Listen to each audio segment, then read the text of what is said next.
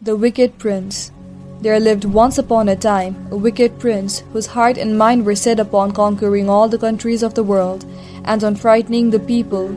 He devastated their countries with fire and sword, and his soldiers trod down the crops in the fields and destroyed the pheasants' huts by fire, so that the flames licked the green leaves of the branches, and the fruit hung dried upon on the singed black trees. Many a poor mother fled, her naked baby in her arms, behind the still smoking walls of her cottage. But also there the soldiers followed her, and when they found her, she served as new nourishment to their diabolical enjoyments. Demons could not possibly have done worse things than these soldiers. The prince was of opinion that all this was right, and that it was only the natural course which things ought to take. His power increased day by day, his name was feared by all, and fortune favored his deeds. He brought enormous wealth home from the conquered towns, and gradually accumulated in his residence riches, which could nowhere to be equaled. He erected magnificent palaces, churches, and halls, and all who saw these splendid buildings and great treasures exclaimed admiringly, "What a mighty prince!" But they did not know what endless misery he had brought upon other countries, nor did they hear the sighs and lamentations which rose from the debris of the destroyed cities. The prince often looked with delight upon his gold and his magnificent edifices, and thought, like the crowd, "What a mighty prince! But I must have more, much more. No power on earth must equal mine, far less exceed it." He made war with all his neighbors, and defeated them. The conquered kings were chained up with golden fetters to his chariot when he drove through the streets of his city.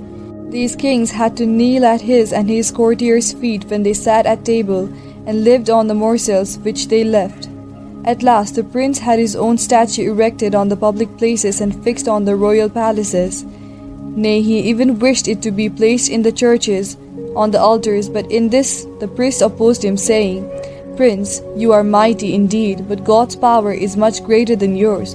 We dare not obey your orders." "Well," said the prince, "then I will conquer God too."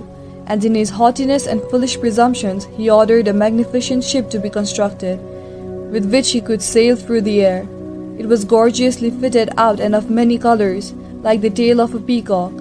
It was covered with thousands of eyes, but each eye was the barrel of a gun.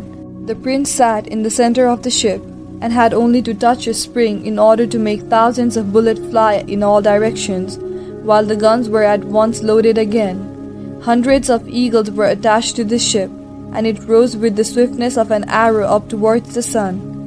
The earth was soon left far below, and looked with its mountains and woods like a cornfield where the plough had made furrows which separated green meadows.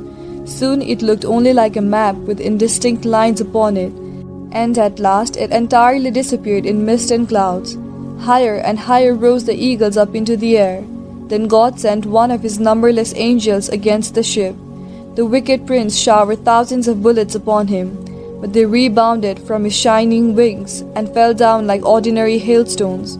One drop of blood, one single drop, came out of the white feathers of the angel's wings and fell upon the ship in which the prince sat, burnt into it, and weighted upon it like 1,000 weights, dragging it rapidly down to the earth again. The strong wings of the eagles gave way.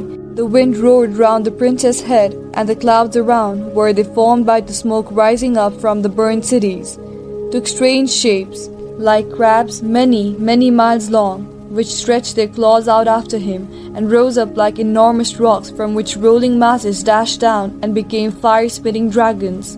The prince was laying half dead in his ship, when it sank at last with a terrible shock into the branches of a large tree in the wood.